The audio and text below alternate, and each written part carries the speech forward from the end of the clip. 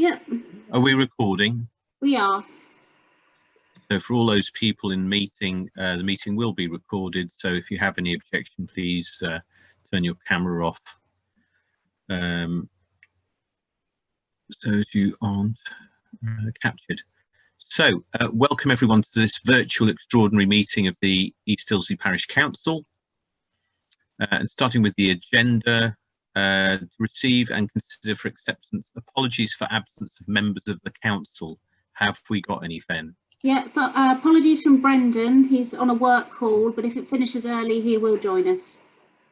Okay. Item 2, to receive any declarations of disclosable pecuniary interests or non-registrable interests by members or the clerk, and consider any requests for dispensations. Have we got any declarations, anyone? No. No, I don't think so. Okay, cool. Item 3, to receive questions or comments from members of the public regarding items on the agenda. Fen, how long is this? Is it 7 minutes? 5 minutes. 5, okay. Has any members of the audience public got any questions for the parish council relating to the agenda? Anyone? Hi, can you hear me, Andrew? I can. Yeah, it's Andrew Palmer here. Oh, hi, Andrew. Hello. I was just wondering what the proposal for Penn Meadow, where is that coming from? At what stage is that? Has there been any? Well, if you could just run through it, if possible, what exactly that is.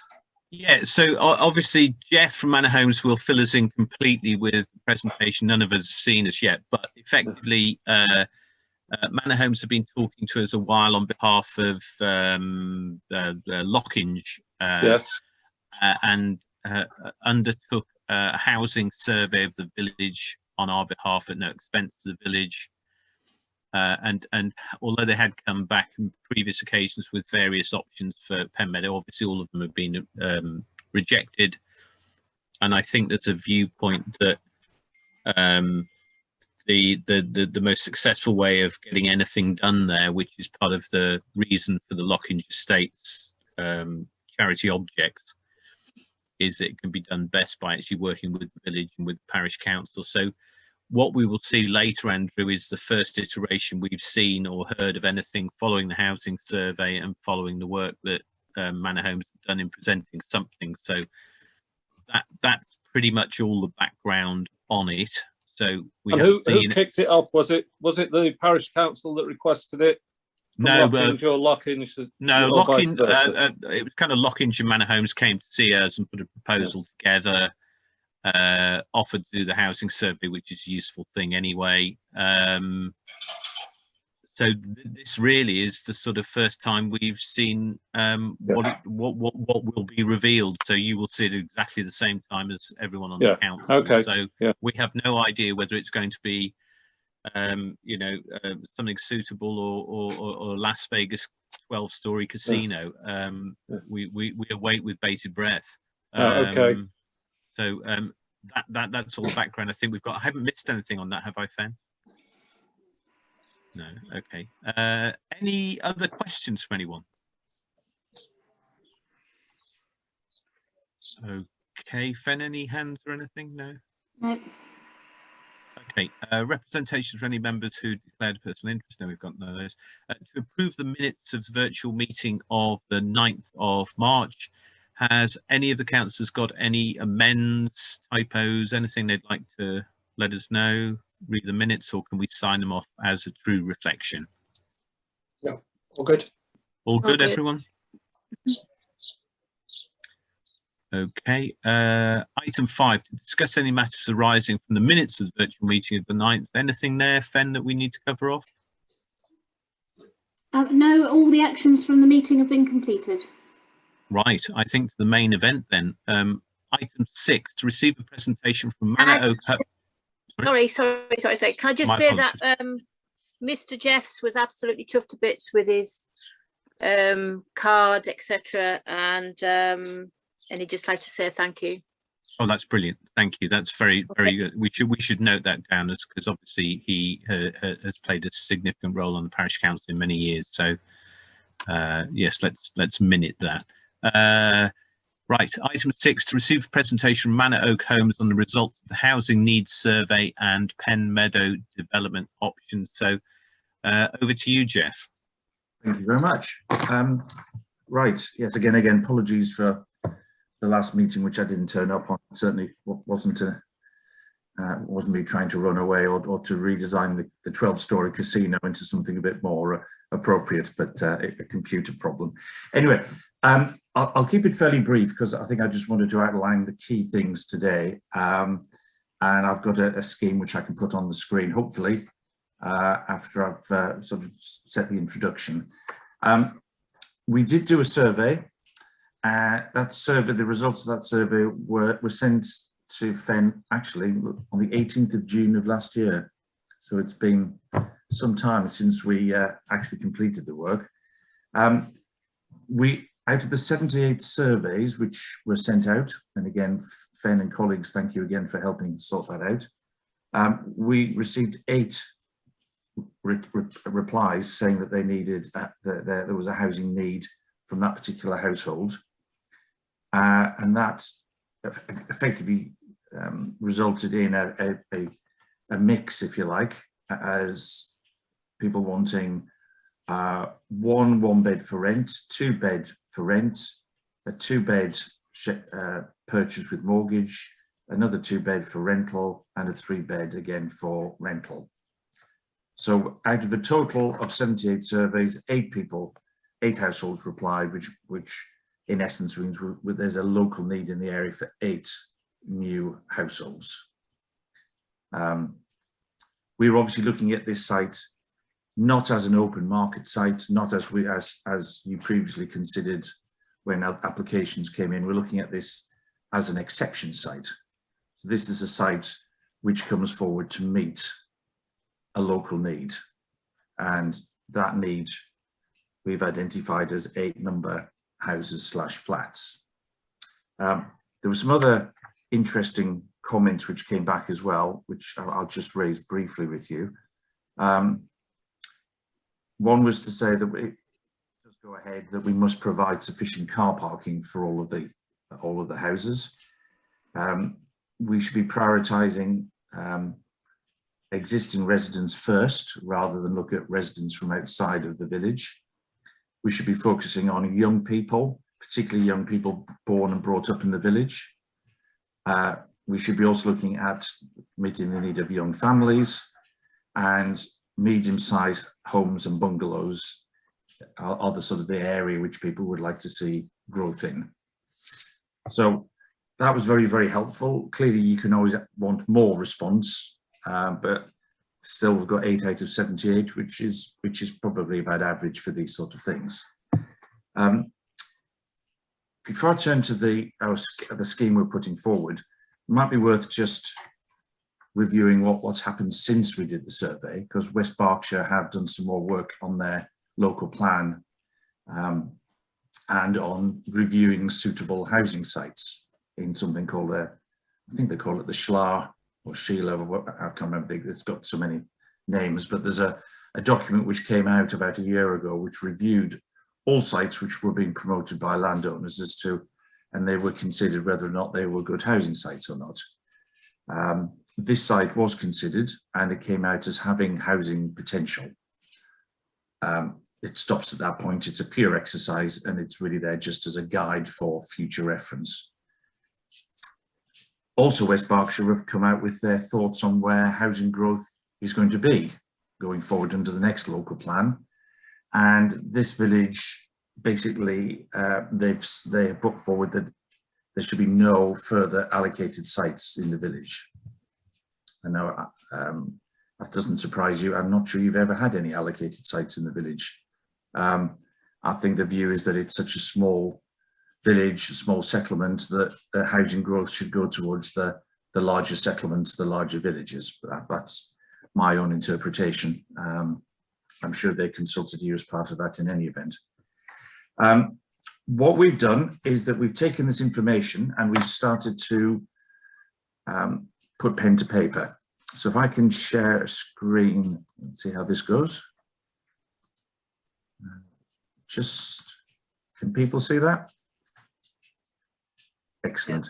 So just so people can, I'm sure everybody knows the site better than me probably, but that's the red area. That's the site area which we're looking at. So Manor Oak Homes have an option on all of this land, and it was this site which was subject to some unsuccessful planning applications some years ago. So that's the background. That's the site itself. If I now put see if this works. Oh yes, there we go. Right. So you can see the red line as it was going around the site. What we've shown in this area here now, I'll blow that up in a minute, is 12 houses. And those 12 houses include the 8 which were specifically identified as part of the survey, plus a further 4, which are predominantly, well, they are 2 and 3 bedroom houses, which we are looking to promote as first homes. So the government has just introduced a new, I think they were called starter homes originally, but the government is just about to introduce a new name for starter homes, and they're going to call them first homes, which is where a developer has to sell houses at a discounted value for local people. And that discount is usually in the region of about 30%. But again, that's a detail which we can consider going forward. So the entirety of the site would include 12 houses, all of which would go towards either those people who've identified a need, or for first-time buyers, again, which was identified as in the survey as being a priority for new housing in the area, to give people who were born and bred in that area a chance of actually staying in this location. The area outside of the development will be kept as green, so we've shown it as meadow.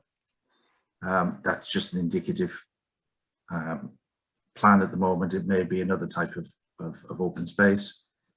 And we've shown the retention of the trees, I think, which is, I was told, is a very important issue for you in this location.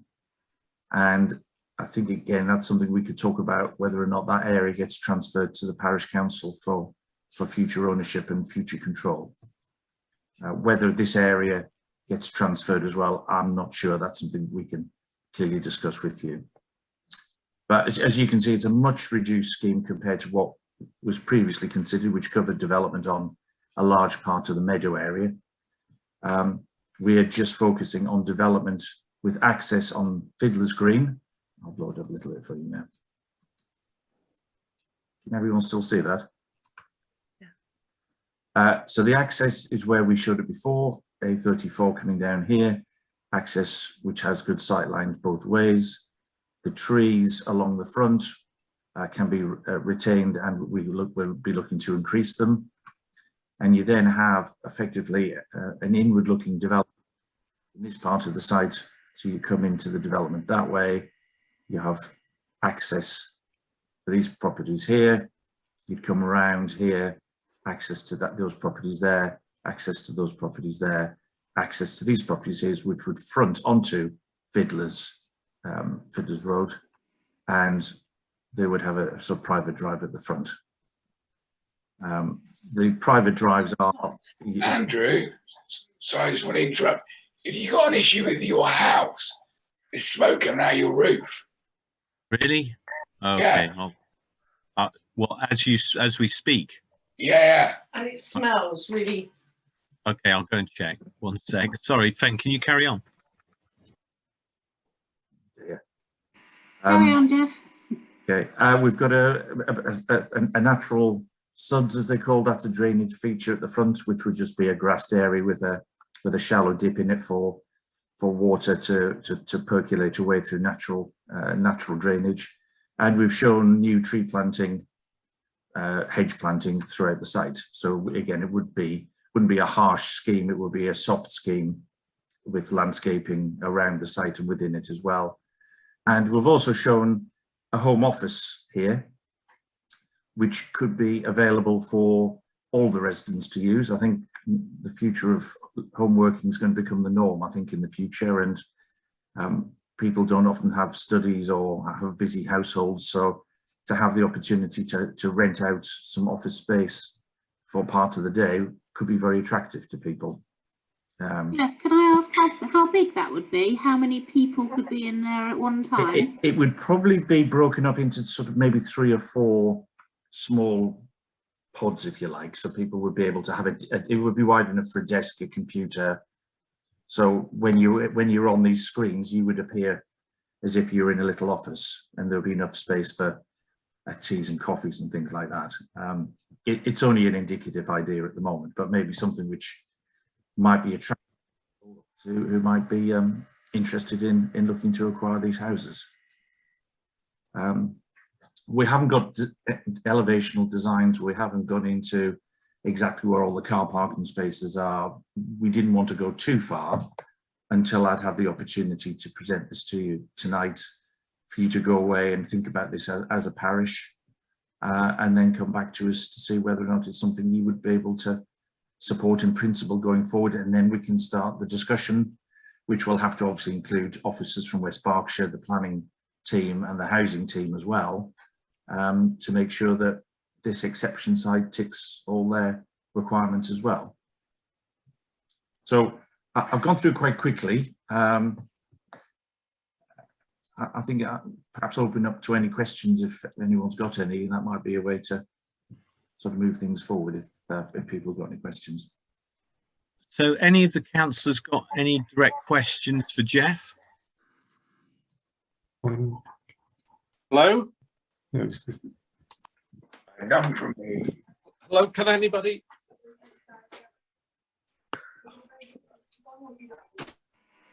Jeff, do you want to unshare the screen so we can just see who's trying to talk? Right. Hello?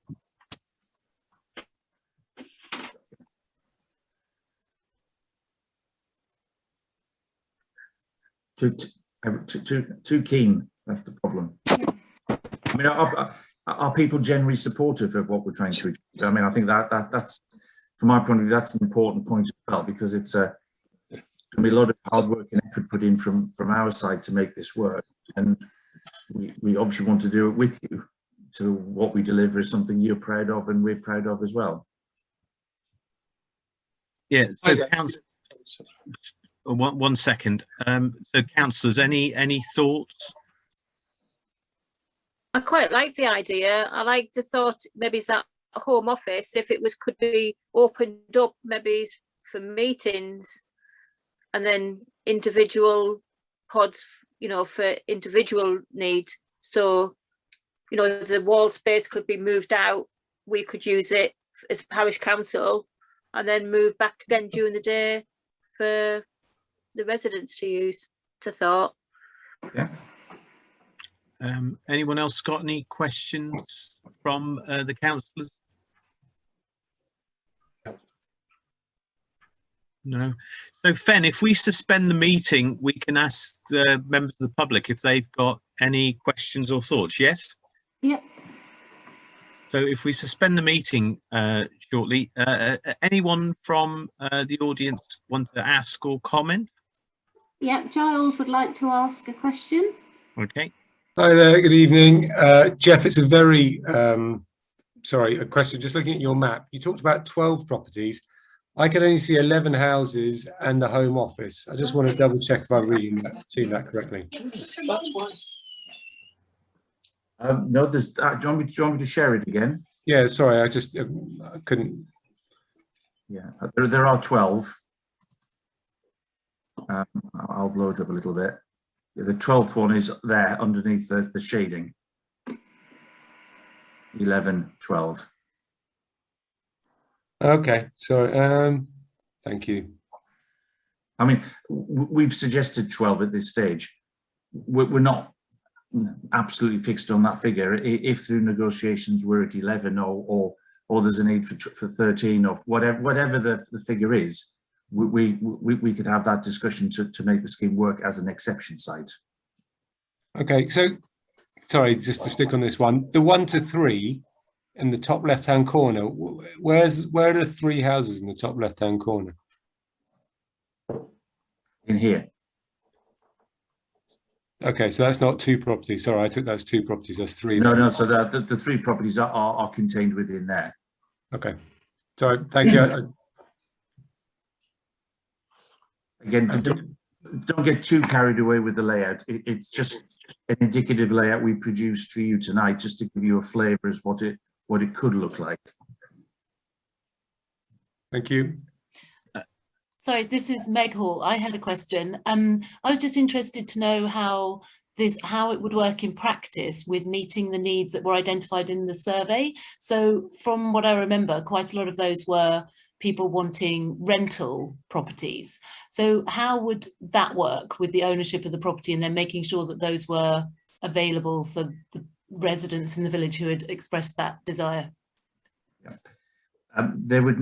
Most exception sites are managed by a housing association, registered social landlord. I think they call something else these days.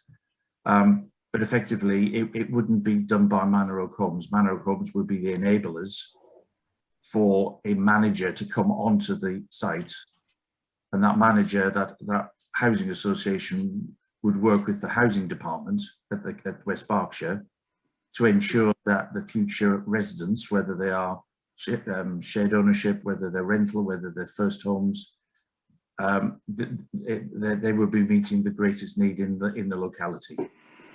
Okay, and that would be prioritised for people who are already in the village or people who are, current residents? Because we've done the housing survey and that's identified the local need, that then will be the issue moving forward in discussions with you as the parish council and West Berkshire as the housing department. Okay, thank you. Hi Jeff, Terry Storer, I've got a question. I don't believe what you just said there you can guarantee anyway, can you? That it does go to local once it goes over to a council for to have ownership. I don't believe that legally they can just say that this is for East Ilsley residents. They could put someone in there from anywhere. Terry, I think they can. The reason why only if it's handed over to the parish, only if it's handed over to the parish council, not if it's handed over to West Berks.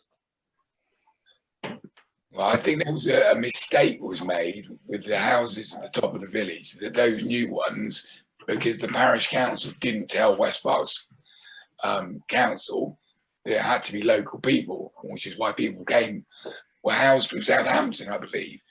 But yeah, well, that was a mistake from the parish. And I don't believe, it doesn't necessarily naturally go to West Berks either, Steve. It's not, as far as I'm aware, unless Jeff can correct me with, his experience to tell me it's guaranteed, I don't believe it can. The other thing, I just wanted to clarify on the numbers.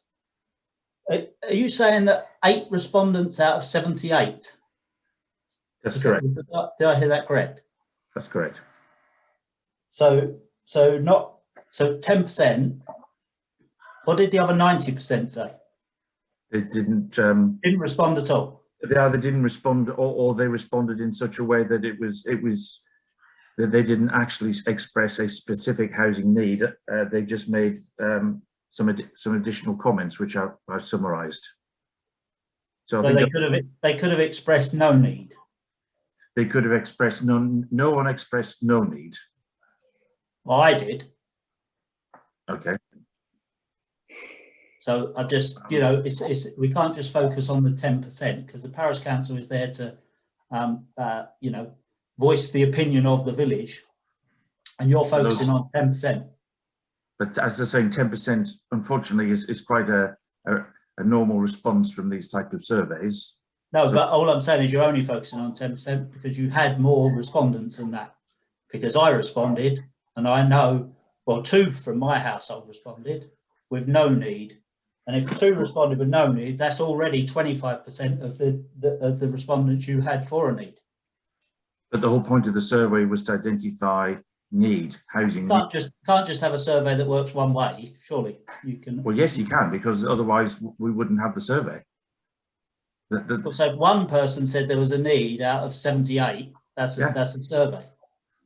Well, no, that gives you a need.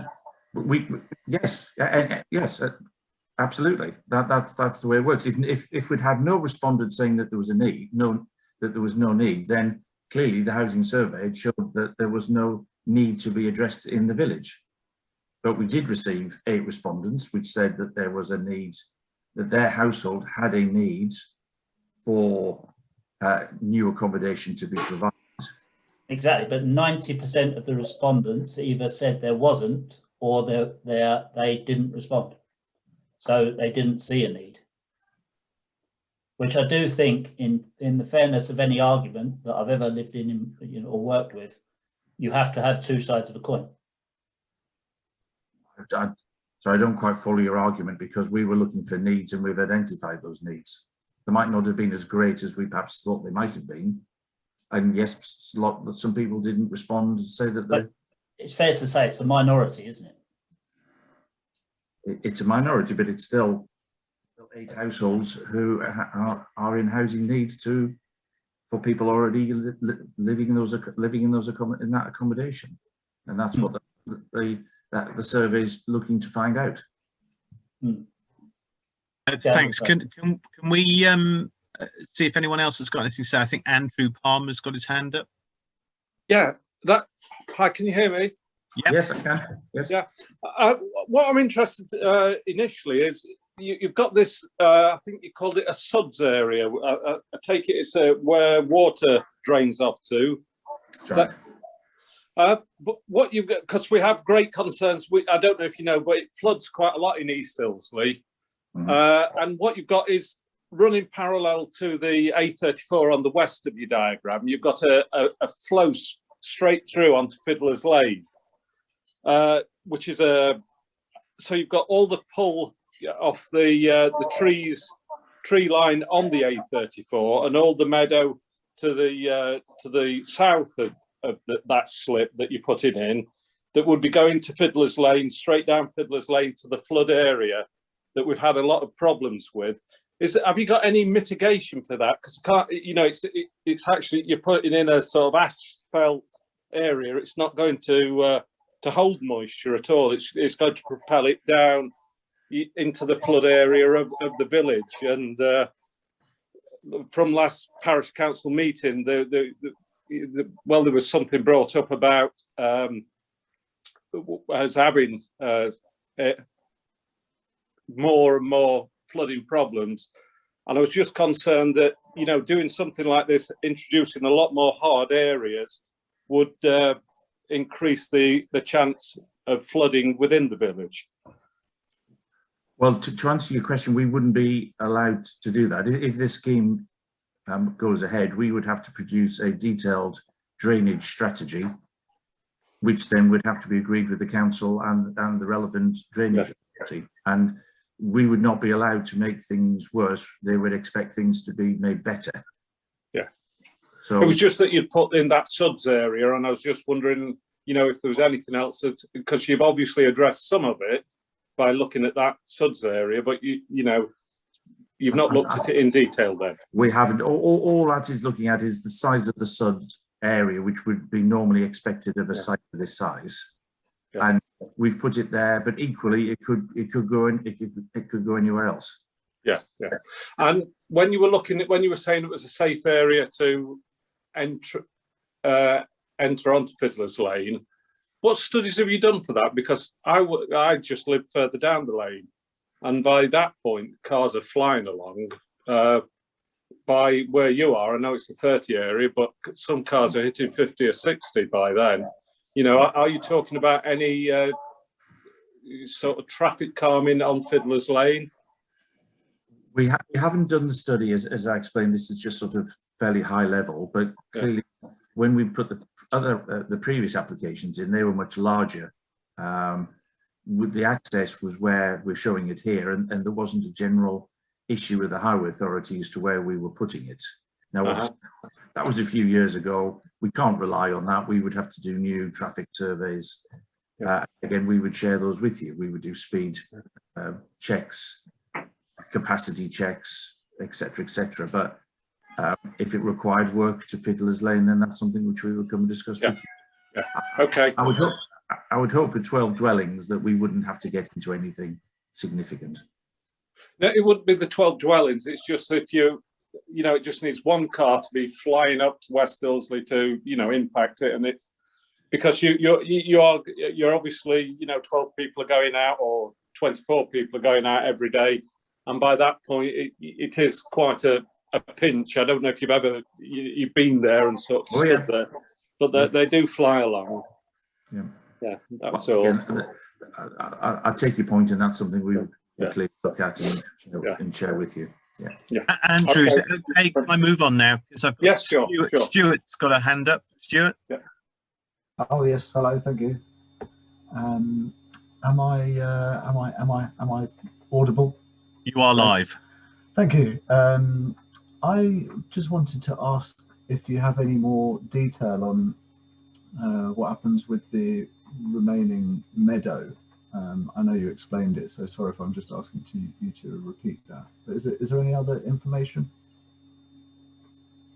No information at that stage. As I say, we know that you have concerns over the area with the trees, and that's discussions I've had with Fen and colleagues to date. Was along the lines of that area being transferred to the parish for future control management. We haven't had any discussions about the meadow area, but that's an area which we could clearly will need to discuss with you as to how that's best going to be managed going forward. Is it by the parish council? Is it by the future residents? Is it a mixture of both? We're open to suggestion. I see. So is the plan to retain ownership of it but give over management, or to transfer the ownership of it to, say, the parish council? I think they're the discussions to be had. We don't have a firm view. If it was better that it was transferred to the parish for long-term management, then that's a matter clearly we can discuss. So Jeff, just following on from Stuart's point, and again, as I said, it's the first time we've seen any of this, so apologies if some of these are a bit obvious, because clearly in the past there's been plans to put far more developments on major points of it. So are we getting to the point where effectively if the parish council or the residents requested ownership of the bit that isn't built on, effectively you're saying we don't have longer term plans to infill that with other houses as such, with the plan we've proposed? Is that effectively what we can read from that? That's correct. We are proposing only what you can see on this drawing as an exception site. There might be a time in the future when more houses are needed for more needs in the village, in which case there might be an area for some expansion in the future, but that area again would be a matter for discussion with the parish council. So I guess if the ownership is transferred of the remaining meadow, that then becomes a joint discussion rather than currently. Obviously, Lockinge own the land, and in theory could, as we say, do anything they feel like if they felt it would get through. But so that's quite a significant shift in terms of the historic conservation area at the front, which has obviously got historical sheep fair background, is in the conservation area, and then obviously the meadow itself. Because I think that's probably a really significant thing in terms of people thinking through the whole scheme, is if you were kind of aware that control of what happened to that would shift from Lockinge to either the parish council or the parish council and residents, or a combination of that's quite a significant shift in Lockinge thinking. Yeah, I that, and if that's part of the package, then yes, we're happy to have those discussions. Okay. Has anybody else got any quick questions before? Oh, Says, I see you've got your hand up. Thanks. Hi, thank you. I just wanted to ask a quick question, and forgive me if you've already stated this, but of the 12 properties, are you recommending that all 12 are going to be available for rental, or will it be some for sale, some for renting? I think it would be a mixture of both, but it would be predominantly for rented. And it would be the first homes angle, they would be sold with a reduced price. And there would be some shared ownership in there as well. So it would be primarily properties which would be seen as subsidised in some shape or form, either rented, shared ownership or first homes. There was one person, I think, or two people who wanted a mortgage property, but they also said it or shared ownership property. So I think for the purposes of an exception site, most of the property should be subsidised in some shape or form. There may be one or two which would be the normal open market, which would then be available to meet a more standard need. I think I agree with Terry. It's quite a big commitment to take on based on 8 responses from the village in terms of renting specifically. But if you think there's a market, if you're confident that 8 people say they need them, then those 8 people are going to rent them, is what I'm hearing. Yes, and bear in mind we did this over a year ago, so we would have to, as part of this exercise, go back to those people and just check whether or not they're still interested and whether or not other people have suddenly found themselves in the need of housing, which is probably not unlikely given what we've just hopefully. And have you done an analysis of the kind of rental that they're looking for, the value of each property? They just seem quite significant size for rental properties. Well, the rent went from 1 beds to 2 beds to 3 beds. So okay, there's need for all of them. Thank you.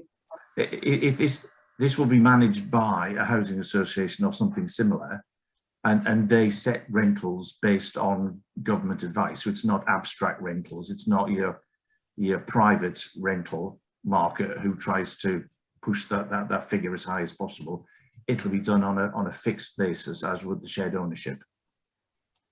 So it would genuinely be available at the right price to meet the need.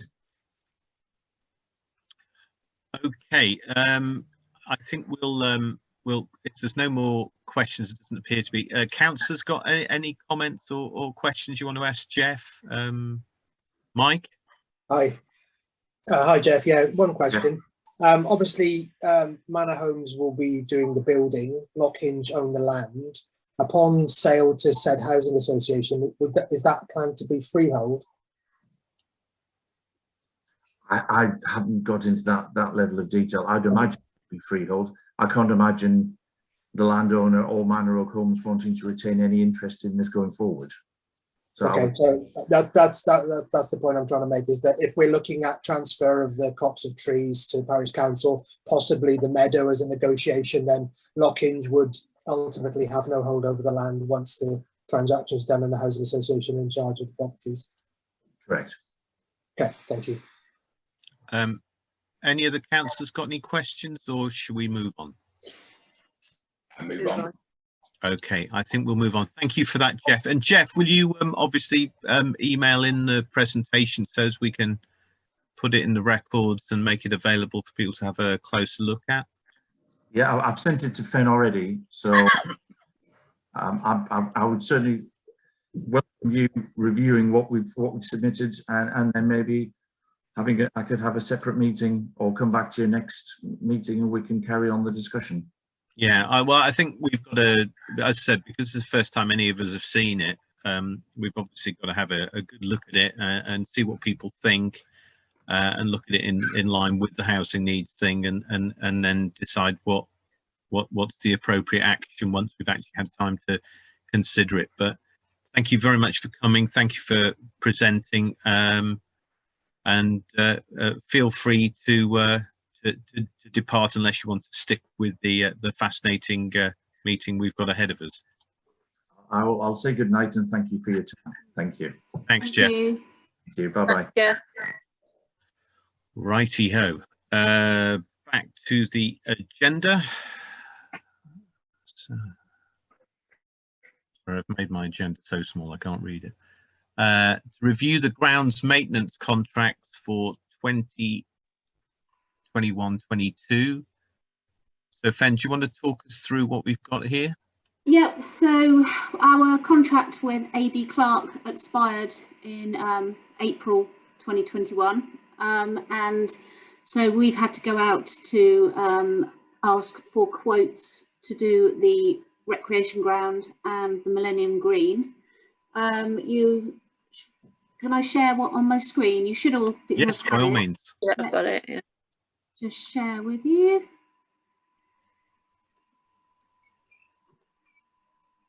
No, that's not working, is it? Hold on. Stop that share. Let's share this one. Excellent. There we go. No? Hang on. There we go. Can you see that? Can you see it? Yeah. Yeah. Okay, brilliant. So the agreed cutting schedule is along the top. And we have received quotes from these 4 companies. And Ben, sorry, we have a different screen. We're I've seeing got the the right top one. report. why is that working then? Okay. It's gone completely.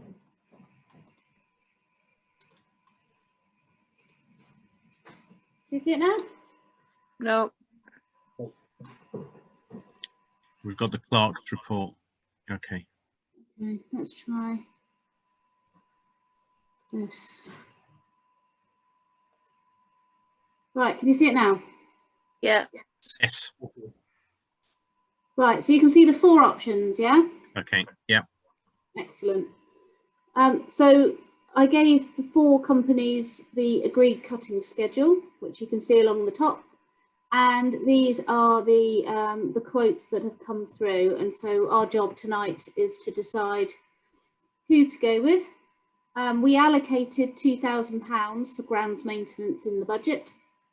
So you can see that there are a couple that will take us over our budget. So yeah, so over to you really, if you want to. That £2,000 per annum in the budget, Fran? Yeah, yeah.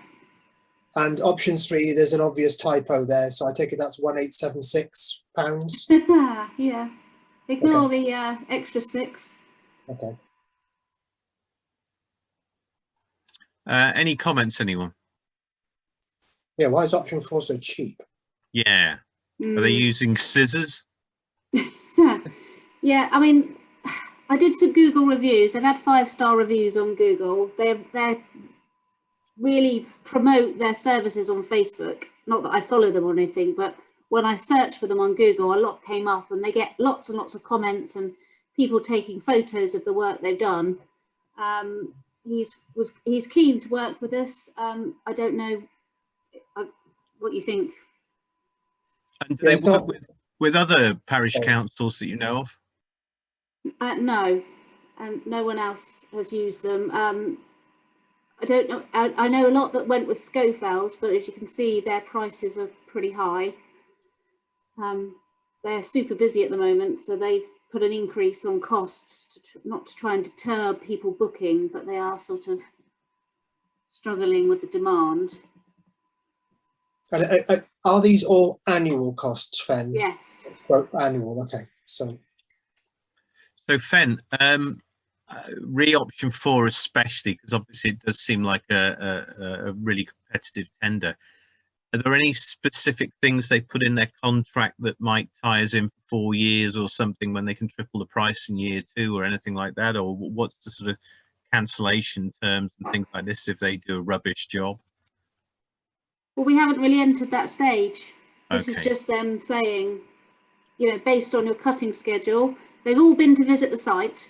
Yeah. So nobody's quoted blind. They've all Okay. come over, had a look at both areas. And that's what they've emailed back into me to present to you. The next stage would be to take, you know, it forward with someone to get the finer details. Well, and then decide if you want to go. Yeah, I wonder whether with actually both of them, the 2 most competitive quotes, whether we need to sort of do ask them about things like their cancellation, ask them about if we're not satisfied, what happens, because obviously on pure price, you'd almost certainly go with option 4, I would have thought. But equally, it depends whether option 4 comes with caveats, add-ons. You know, as with all quotes like this, it's the devil is in the detail.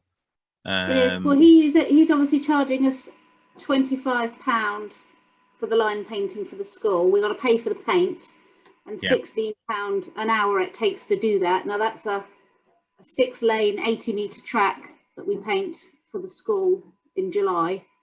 AD Clark has done that for us every year. Okay. He obviously knows us. There's a sort of relationship there. We know his work, his standard. So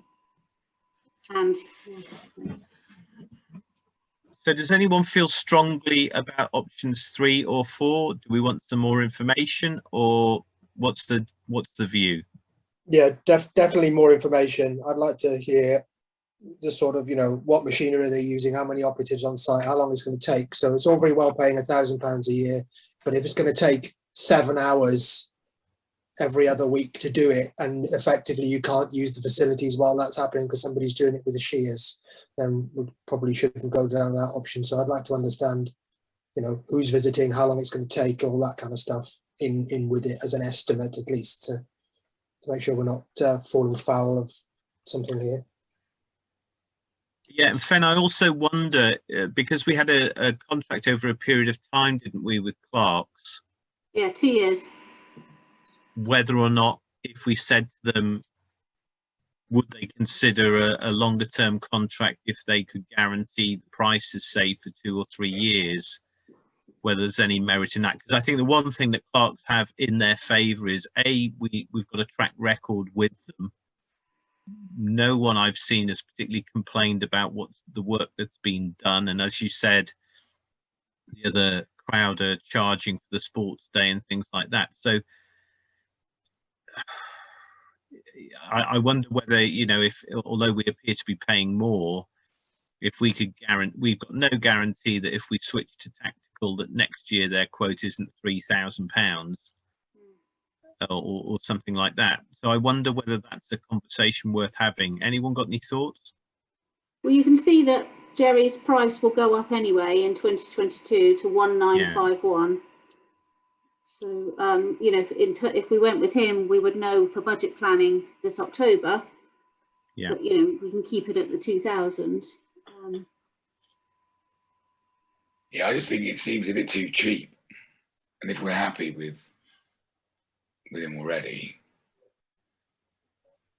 Do you need a decision tonight, Fen, or can we find some more information out? Well, Jerry's obviously done that one cut for us because it was getting to the end of April and we were supposed to have this meeting last week. We are quite tight on time. I'm happy to stay within that anyway, I think. Anyone else objecting to that as a strategy? No, I think just stay with Clark's. I think, like I said, we know them. Yeah. Everyone in agreement with that? Yeah. Okay, there you go, Fen. Thanks. Right, next item. On my finger again. Sorry.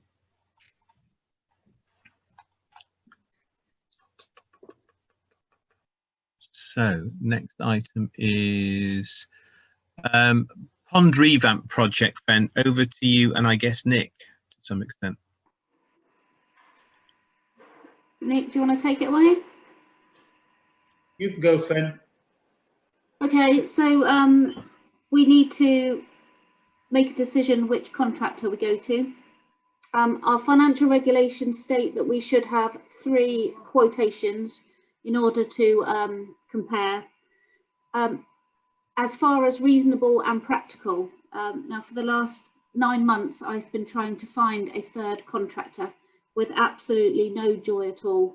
There just aren't the specialists in our local area that will I've found the only two. So the 2 quotes I've got are the only ones I can get. Others further afield won't come here.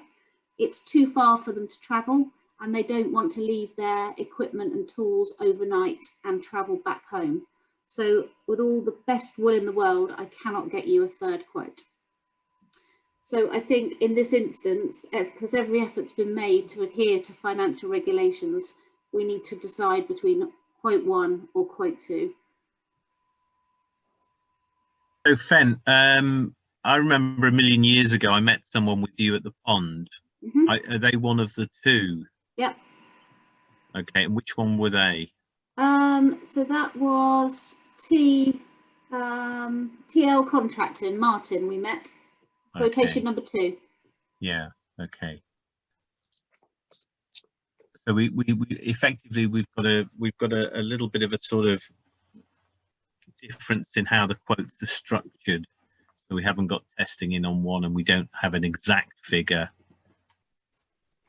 And by the sounds of it, there isn't going to be a huge amount of difference between the 2 by the time we've finished. Do you think I'm reading that correctly? Potentially, yeah. So they're both coming in at around the 20k mark.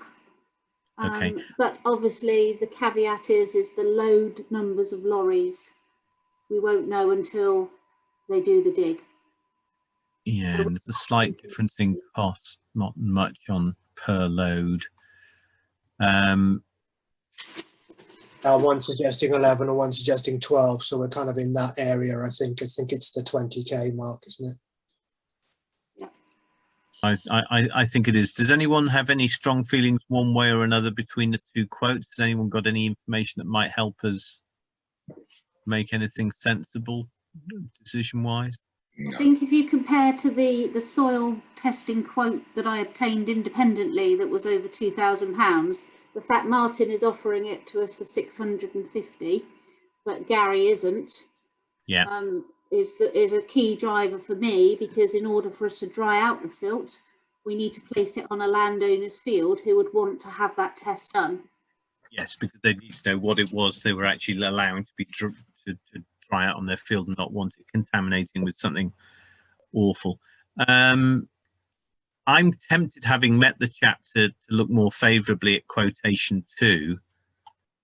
How are the other councillors? I'm with you, Andrew.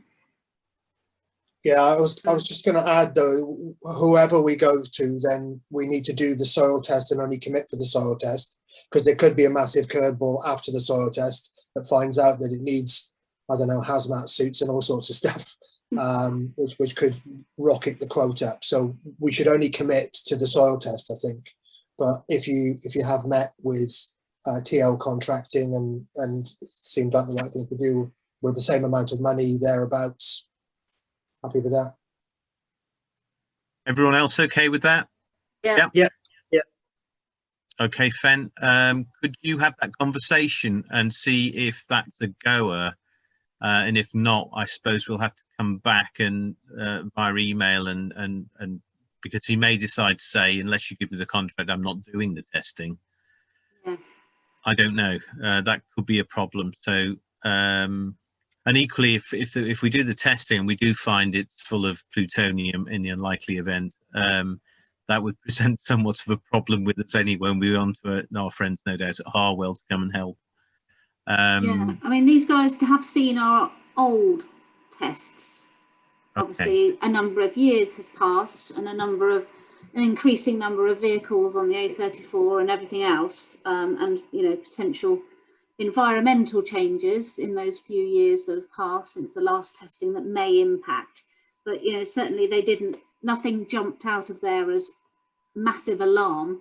It's more a sort of safeguarding for us and for the landowners when we come to deposit. And the other big issue that we need to just re-explain to people is we cannot excavate and move the wet soil on the public highway. Yes, illegal. So we have only 2 options, which is down Hayden Road into one of the fields down there if we can get the landowner's permission, and we think we have, don't we? Yeah, Nick will touch on that shortly. We met last night. Okay, brilliant. So I think we've got a decision there, and if anything changes, I think we'll have to either have another meeting or manage it by email. But important that we keep the village informed, because it is such a big and important decision. So thank you, everyone. That's been some time in coming, and we need to start planning for the next one the minute this job's done. Righty-ho. Settlement boundary review. Right, can we just go to Nick, because we just want to talk about of course, sorry, landowner bit. my apologies. Sorry, Nick.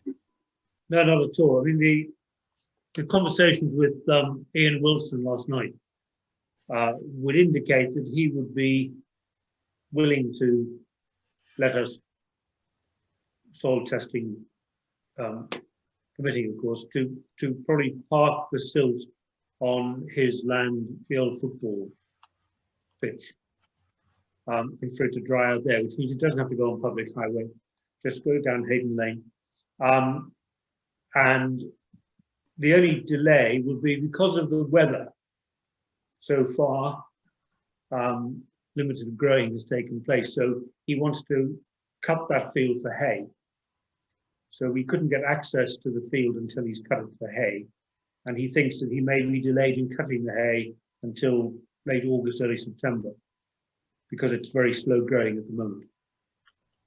So how would that fit in with the schedule of the contractors, or would that sort of work in our favour or against us?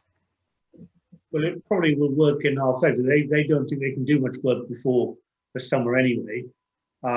So we think it could fit in, but the timing is probably going to be mid to late September before we get this work underway. But I think that's not going to create too many issues. The other issue we discussed is that clearly a lot of the reeds need to come out. We need to push the reeds back. Whether we dry those on the sides of the pond to allow any creatures that might be inhabiting those reeds to creep back into the pond, or we could park them in the same field as the silt and they can just creep back into the stream.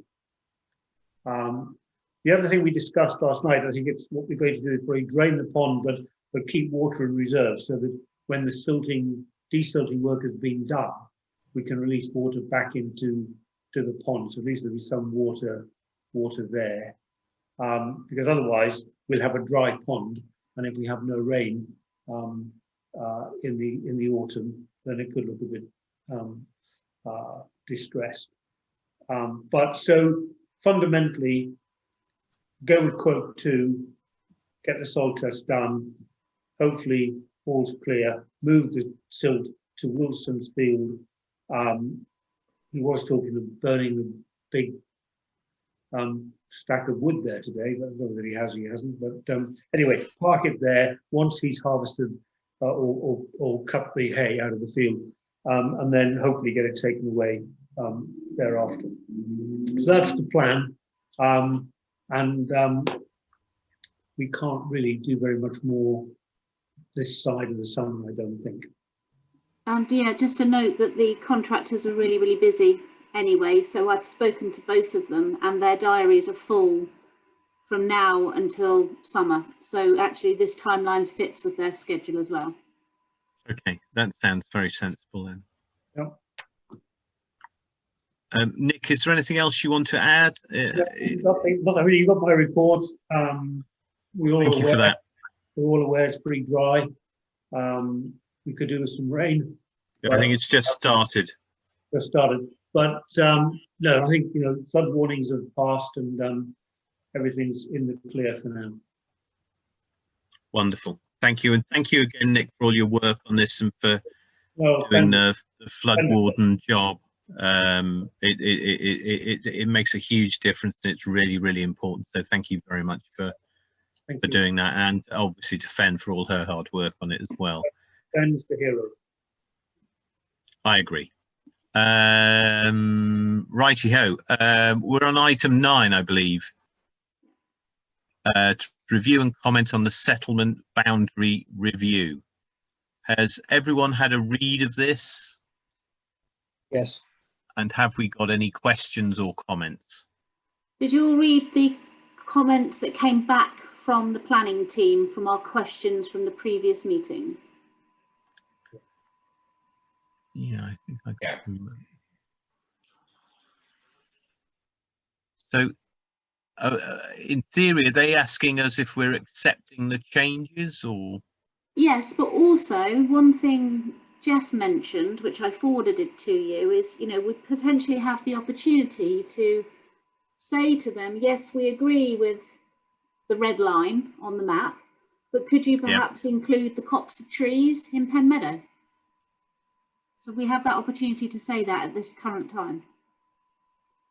Does he mean the ones at the front of the meadow that onto the high street? Yeah. Okay. There's no sinister implications in doing that, are there? Well, I've done a little bit of research on settlement boundary changes, and the only benefit of including land that isn't already developed is it would allow you to develop on that land once you've had a settlement boundary change, because it's within your settlement. So that is the case for adding land into the settlement boundary. From what I can see on the red line today, the changes are only to include houses, mine included, which has been here for 21 years already, but isn't as part of the settlement of East Ilsley. So it is just really correcting and adding in property that has existed for some considerable time into that boundary. I don't know how the Pen Meadow thing would affect. If it's in the boundary, it could be more easily developed and accepted for development. And I think we don't want to do that. We prefer to take ownership of that when we're talking to Lockhinge about potentially developing the meadow in general. So after reading what I read, I was happy with the changes as the red line today. Yeah, I can't see any particular reason why you would do that, because as you say, Mike, generally changes in settlement boundaries tend to open things up to development, things like that, whereas at least the conversation we're having with Manor Oak is about exceptional development where without the approval of the village and the parish council, it's almost certainly not going to go through or happen. Whereas you start to change the settlement boundary, and I think it opens up a lot more options. And certainly with the changes in the planning law that we've discussed on previous meetings, which are quite wide ranging, I think being prudent here, perhaps we should stick with what West Berkshire Council has done. All in favour of doing that? Yeah. Yeah. Excellent. Okay. Thank you for that. Righty-ho. Next item. Go back again. Sorry. To review and comment on the CA17 notice from Dyson and West Berkshire Council. Anyone got any comments on this?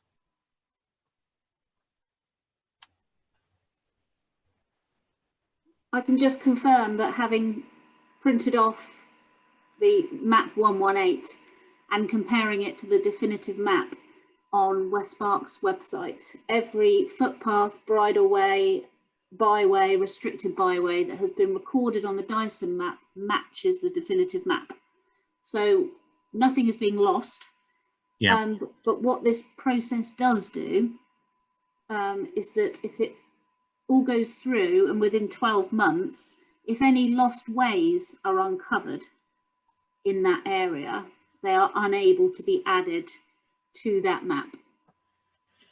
But we have put out a campaign for it to see if any lost ways have been found. Additionally, Fan, it says when we're talking about public rights of way and stuff as well, is that there is always the option to negotiate with a landowner to add a right of way in the future. This precludes us doing that. If we sign up to this, it means that Dyson land is Dyson land, and forevermore you can't ask for a new right of way. They're effectively locking it down by doing that, which is kind of that's not the usual policy. So Mike, in terms of your sort of thought process on this, you think this is something we shouldn't support? Yes, I do, on that grounds that, okay, it's Fenn's point is valid. If we uncover something that was previously there before, lost byway or whatever, then we would need to invoke it. But it stops us, I think, if I'm reading it all correctly, stops us then negotiating with Dyson to add a right of way or some footpath in the future, because they're trying to contain this all in one go. So that sounds like the status quo as we are is the best policy. So everyone in favour of following Mike's recommendation? Yeah, fine. Excellent. What Okay, am I going to go back to them with to say we don't support this? I think so. Yeah. Because I think what will happen is if there's a case to be made for supporting it that we've missed, that it remains an ongoing dialogue. It's just we can't see the benefit to the village of doing this. So, the only possible effect on the village is if someone did come up with something, we'd be in a much worse position and would have to beg and hope, whereas at the moment we don't. So yeah, I tend to think, as I said, sorry, go on. I did go back to Stuart at West Berks and say, am I reading this correctly? And I said, so Beeswax Dyson have submitted a plan of all the land they own between Compton and East Ilsley. They have 20 years to submit a declaration which will basically protect the land they own to ensure no further public rights of way can be added. Any existing rights of way are protected. So he's come back and said, yes, that summary is correct. The notice is for information only, in that there's no specific objection process or objection period. However, if the parish council or anyone else thinks that there are unrecorded public rights of way over the land already, then now will be the time to investigate and gather information. So that's the bit that links to the lost ways. And of course, the definitive map lost ways ends in 2023. So definitive maps will not be updated across the country after that date. And so that's why there's this big campaign up around the nation to try and find these lost ways before we're no longer allowed to update them. Is it worth therefore putting in a letter or a marker saying that on the whole we're not supportive of this because we think it may in future penalise village residents or has the possibility of doing so? I'm just wondering in terms of, because we're doing a lot of crystal ball gazing on this, and as with lots of things that you find in the future, had something been recorded, it may not legally hold water, or is there enough in the fact in the minutes we've said on the whole we're not very supportive of this? I suppose that's minuted. Is that as good as? Do you think? I could go back to, well, Stuart's asked me to go back to him after our meeting and ask and tell him what did we say. Okay. So I can feed back that and then let you know what he comes back with if it goes. Well, as I said, I think if the minutes reflect what's been stated and then you do that with Stuart, I think that's probably a sensible sort of thing, because at least then there is a public record of what we said and the fact that we don't really like the sound of it greatly. So, and then we'll see what comes back from Stuart. Okay. Fen, diary permitting, I'm very happy to join that call with Stuart, and I can talk to him about what I've read just to see whether there is any issue with that he hasn't thought of up until now. But it was the adding in.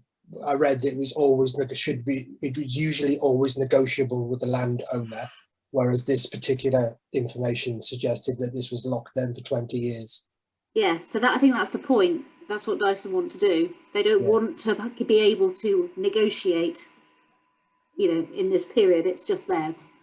Yeah, and I think that as the village stands, with no further development between here and Compton planned that I'm aware of, etc., I don't think that would be an issue. But if a small parcel of land was sold somewhere and somebody needed to get to school or something, and we wanted a footpath across somebody's land or whatever, we would want to try to negotiate that. Was my thinking. So. Yep. I agree. Thank you. Right, next item is the members' bid. And I think sadly Caroline's had to leave, hasn't she?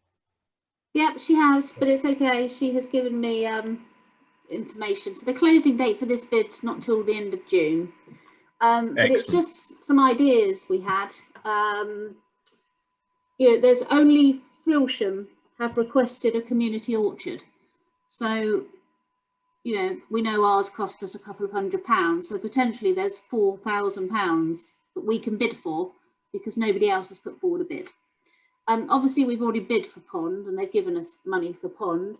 I wanted to ask for help to buy this COVID bench for the Downland practice. I mean, they would match fund up to 50%. The bench costs £1,250. And then install is about £95, depending if it can be drilled in place or if a concrete slab needs to be made.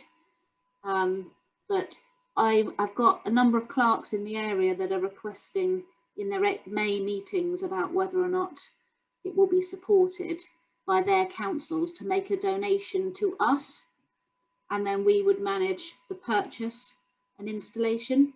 So it's a bit up in the air really. So I just wondered, well, I wanted to let you know that that was here and the money was there. Has anyone got any other ideas? Or shall I just sort of pursue this route once I hear back from the other clerks? Any thoughts, anyone? Yeah, run with it. Sounds good. Yeah, sounds good. Yeah, I think so. Okay, well, I'll keep you updated on that one. I know I've got a bit of time, but I do need to find out what contributions. But so far, Peasmore, Leckhampstead and Boxford think that they will probably help, as will Coldash and maybe Cheveley. West Ilsley have said no. But then with our money and then 50% from West Berks, we might just make it. Okay, thank you, Fan. Item 12, to consider the purchase of asset inventory software. Yeah. Tell us more, Fen. So for the first time ever, our asset register is currently over £100,000, largely due to the new kit at the playground, and the emergency response equipment has bumped us up.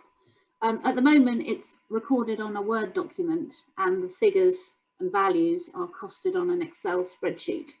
Yeah. It's quite difficult to manage. And Realtors, who we already have our finance software with, have a module called Asset Inventory, which allows me to record every single item, install date, purchase, dimensions, location on a map and a photograph, so that, you know, in number of years time, somebody can still see this asset register and know where that piece of kit is. It helps us audit it as well at the same time. So I asked Caroline, the MD, to send us a quote, and she has, and I have attached that on your agenda. So there's a 25% discount available till the end of July. So we're looking at £221 initial software purchase. Yeah. There'll be £119 support, setup, install, maintenance. So we'd be looking at £340.25 this year. And then ongoing, each year we would need to budget £119 to support the software. And then I'd need 2 hours of training at £35 an hour. So £70 on training, but that can come out the training budget. Yeah. So it's what you think, and whether or not you'd like to proceed. Hey, sounds good. Good practice. The only thing I'm not concerned, the only thing that's not visible from the quote, Fen, is that whether this actually holds data in cloud or something, or whether it just sits on your machine, because it's on a single machine. Yeah, it's built into the finance software. That it's on a local machine, and after every data entry or report running that I do, a backup is stored in the cloud, in our cloud. And if I ever need, so when we change laptops, for example, they transfer all the data over from the cloud. They don't keep anything sort of in-house for them, and it is all password protected and local machine only. Is there a cost associated with that data transfer? Should that be? They're lovely people, and where there should have been charges in the, in the past, they never have. Okay, thank you. That sounds good. All in favour of doing that? Yeah. Thank you. That will make my life so much easier as well. That's good news. Righty-ho. Next item on my tiny agenda. Consider supporting local history society with funds for their new website. Yeah, and Sue's joined us. Thank you, Sue, for coming along. Hi, Sue. Do you want to just fill in a little bit of detail for those who may not know about the Historical Society? Yeah, sure. We've been going for, I don't know how many years. It's a relatively small group of people who are actively involved in actually researching the local history, but we try to make things available to anybody who's interested in the village or well outside the village as well. Our main problem has been the original website, which I put together a good many years ago, was on software which Microsoft no longer support. And so we haven't been able to update the website for a couple of years now. And so we've had to bite the bullet and say, no, it's got to be completely redone in what's more industry standard level of software. And to do that, we've managed to get somebody who's able to do the bulk of the work for us on a free basis, voluntary basis. But the ongoing costs in terms of hosting the website and the basic maintenance of that website is a lot more than we were paying beforehand. Beforehand, we were only paying about £35, £40 a year to maintain the website. And it's now going to be costing us near 120 a year. And the society is very small. We don't charge a lot of money to our members. It's only like £3 per household. And we don't have a large number of members. So we don't have the funds to cover that. We can cover it for a year or so, a couple of years maybe, but we certainly can't do it in the long term. And so we were looking to see if we can get some support from the council to help us on that. The idea is to make the new website available to anybody who's interested, not just to members. Members basically just become sponsors to us to help us with supporting the work of the working group that actually does the research. And the aim is to put a lot more of the information we have, which is currently stored on our individual computers, and make it available really for the rest of the village. Thanks, Sue. Sounds like an admirable thing to do and support. Ben, have you got any comments in terms of how things might connect with the parish council website, or whether there's anything we could offer support wise there in terms of additional hosting or anything like that? Because well, they've got their own domain name. Yeah. Okay. So obviously we would be able to host a page, but obviously they've got a full domain. I had a look at the website, and there are galleries and historical information and stories and that kind of thing. It's just not something we can host on our own. It needs to be a standalone domain. £120 for, as long as that includes your domain name, ongoing purchase, and then obviously maintenance of your website and that kind of thing. It's a reasonable sum.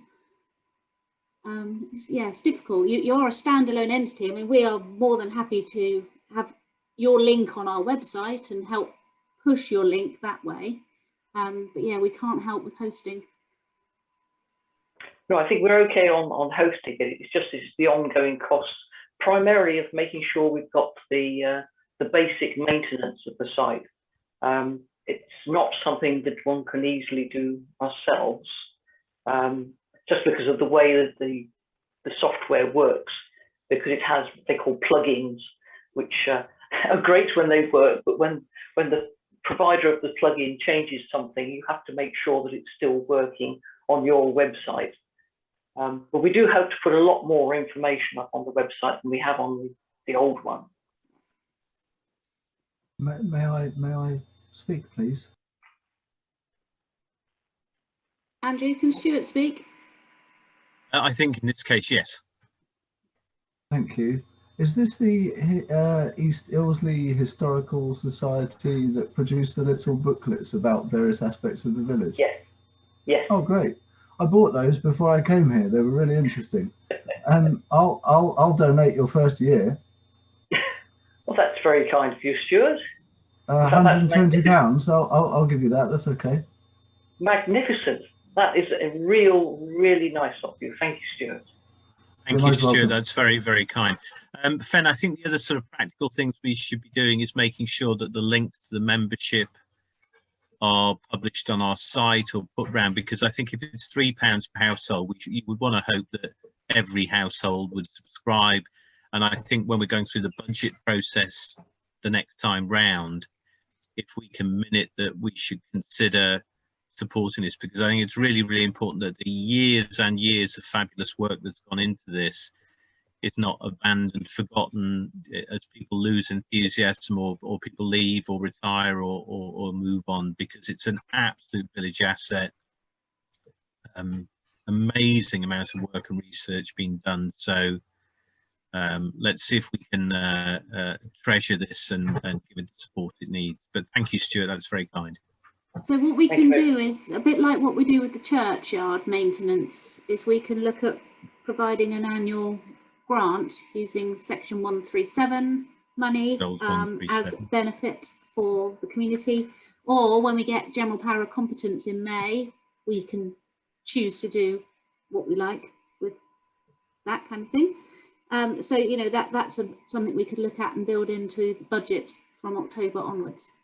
Excellent. Anyone got any other comments? No, I think it's great. I think the fact that Sue is saying that the information will be available to non-subscribers kind of justifies our involvement in assisting with it anyway, because it would be for the whole village and community rather than just the members. So yeah, great idea. Yeah, as a secondary school history teacher, I'm fully supportive of it. So yeah. Brilliant. Yeah, really good. Thank you, everybody. That's really helpful. Brilliant. Thank you, Sue. And do say thank you to all the members who worked so hard on it. It really is appreciated. People probably don't say thank you enough. Will do. Thank you very much. Thank you, Sue. Right. Righty ho, on we go. Oh yes, I don't know, do I need to declare an interest here? Item 14, to consider the purchase of a new tree and plaque for the High Street. So this is quite close to the Market Ilsley site. We've had a problem that the tree back in 2012 at Cherry was condemned by the tree officer of West Berks and cut down. And I think we've planted one, they've run over two doing the mowing, and the current one is not looking well. It doesn't appear to have any leaves, buds or anything, and we're just really concerned that what was formerly the most glorious of trees is not doing very well. So yeah, so there's an offer to replace the tree with something a little bit more substantial at no cost to the council, but it's on parish council land, so the parish council needs to, but I obviously won't take part in this because I'm vaguely involved. Andrew, I think we've got Kay on the call. Kay, would you like to say something, or do you want me to do it for you? Hi there. Yeah, I've got a quince tree, if that would be any use. I bought it a couple of years ago, never got round to planting it, and we haven't really got anywhere suitable for it to go. But I shan't be offended if it's not suitable. I think we're trying to, we've continually tried to match the one that was there, which is some sort of maple. So I think we'll try and do that. But Kay, that's a fabulous offer. So I think we should equally work really hard on finding a home for your tree. I was wondering if it might go into our community orchard. Steve Meadows? Yeah, that's a good idea. I'll come and get it, Kay. Kay, would that be all right if it goes into our orchard? Is she there? Kay, are you there? Okay, I'll email Kay tomorrow and ask. Can you hear me? Oh yeah, there you are. Yeah, sorry. Yeah, well, we better have a look and see how big it might grow and see if there's room for it. Lovely. Yeah. Thank you. I'll talk to Steve. Lovely. Thanks so much. No worries. So- Bye. Bye. So if other councillors can decide whether or not they think that's appropriate, we can then either take it forward or not. Mhm. Yeah, definitely. Okay, thanks very much for that. Did you want to talk about the plaque? Oh yes, sorry. So Mo Moulton's very kindly offered to buy the tree, and bearing in mind they've been in the village 60 odd years, would just like a little plaque on behalf of her and her husband Bob, who's no longer with us sadly. Nothing too ostentatious or anything, but just to sort of mark that you know, they spent many hours looking over the trees and what have you, remember all the other ones being planted in the benches and things. So that I think was the only small caveat with it. So hopefully that won't make too much difference. All good. Excellent. Thank you, everybody. She'll be delighted. She will be delighted. Righty ho. Where are we? Item 15, to discuss matters for future consideration and for information. Ben. Yeah, got a couple of things. Two things really. The road sign at St Patrick's Close, down Old Stanmore Road, the actual sort of street name that says St Patrick's Close was damaged. There was a kind of collapsed wall and a sort of vehicle issue. So it's all kind of bent and broken. So I've put in a request to West Berks Council to come and replace the whole thing. But we've requested that it goes on the other side of the entrance. Because at the moment, it's on the right-hand side of the entrance as you look towards St Patrick's Close. And of course, with it only being a one-access road, the cars coming up Old Stanmore Road, you can't see that it says St Patrick's Close because it's going to be behind you. So I've suggested to West Berks that they move it to the other side and angle it slightly towards the line of sight of the road, obviously not impeding the pavement. And I've said to them, if they want to meet me there, I will kind of show them what we want to do. So that's kind of in the pipeline and all coming under highways. And it's part of what they do. So just to let you know that.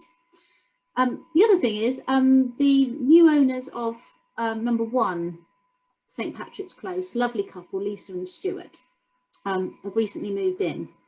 Now Stuart works for housing, but for military, and comes under Amy, the company. He is given to drive a van, which is sort of sign righted, which he's parking at home. Now the deeds to the property at Patrick's Close says no commercial vans are allowed to be parked down Old Stanmore Road. So he's spoken to his company and they would be able to give him a car, just a regular car to use for work instead of the van, if we wrote a letter to them to say that as they're in a conservation area and it's in the deeds, the parish council request that you that the van is swapped for a car. So the question is would you mind doing that? I can't find any reason why we wouldn't. I think that sounds eminently sensible. Yeah, great. Yep, great. So if I draft a letter and ping it all to you, have a read, see what you think, and I'll send it on to Stuart. Is that okay? Yeah, I think everyone supports that, Ben. Lovely. The Downland practice is starting up their patient group meetings again. The next one is on the 12th of May, face-to-face, Compton Surgery. As we had such a big involvement in this and during the pandemic, and really building a relationship with them, it's really important we send someone. So my question is, does any of you want to go or do you want me to go? What was the date again, Fen? 12th of May, 2:30 at Compton Surgery. What day is that? That is a Wednesday. Oh, I can't go. I've got one. I'll check my calendar and let you know from tomorrow. Okay. I mean, I'm happy to go and represent you and talk about the emergency response team.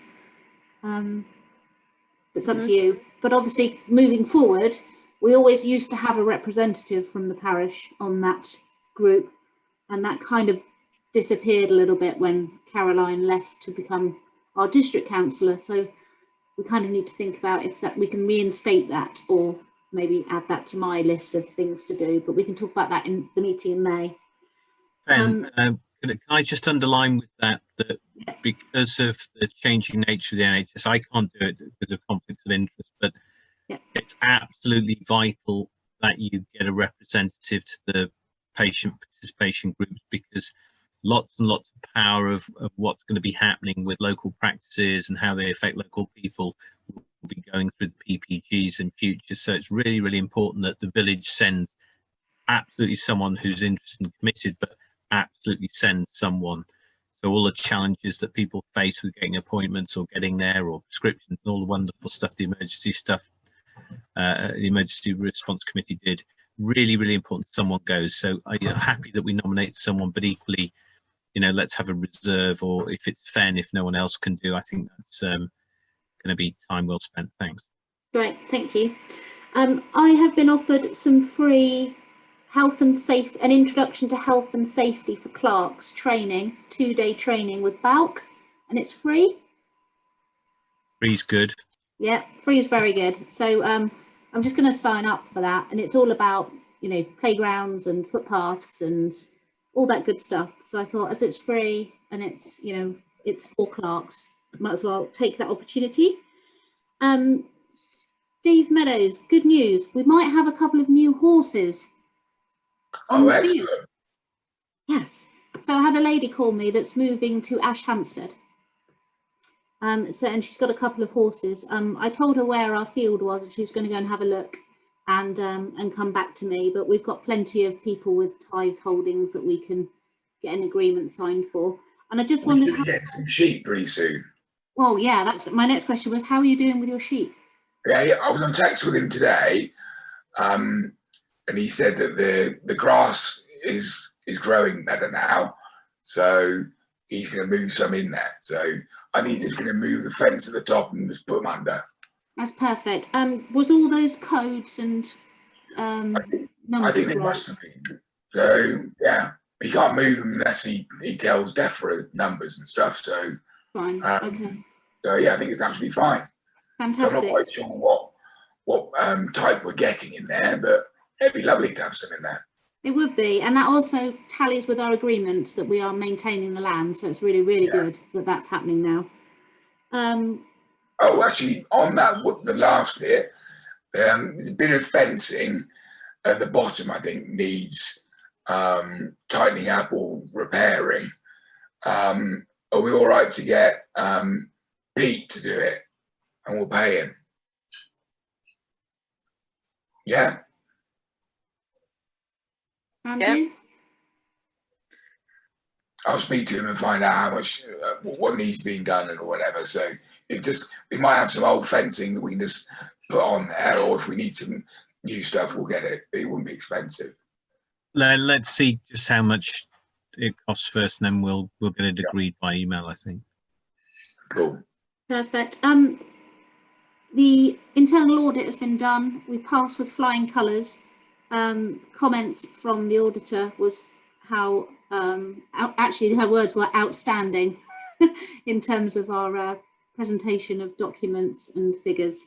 So that'll all be discussed in full for you at the May meeting. And I got my SILCA certificate, so I am officially a qualified clerk. Came through yesterday, so it's all Well good. done, good effort. Bravo, well done. Thank you. That's it really from me. Thank you very much. Righty ho. Fen, can I just quickly add in, and for minuting, a huge amount of thanks to you for all the work you put in on all of that stuff and the audit and various other things. And I'm sure the parish council are all desperately proud to have the best qualified clerk we've ever had. Yay. Well done. Thank you. So well done. Honestly, well done. Righty ho. Item 16, to receive further questions or comments from members of the public Has anyone got anything they'd like to say or talk about, read the agenda or anything else they've heard? Anyone? I don't see any hands. Anyone see anything now? Right.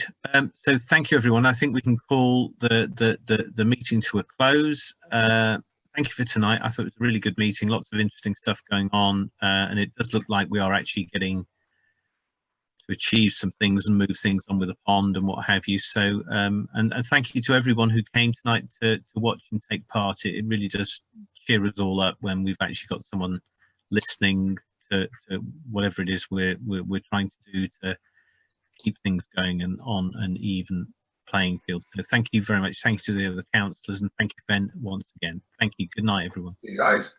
Good night. Thank you. Good night.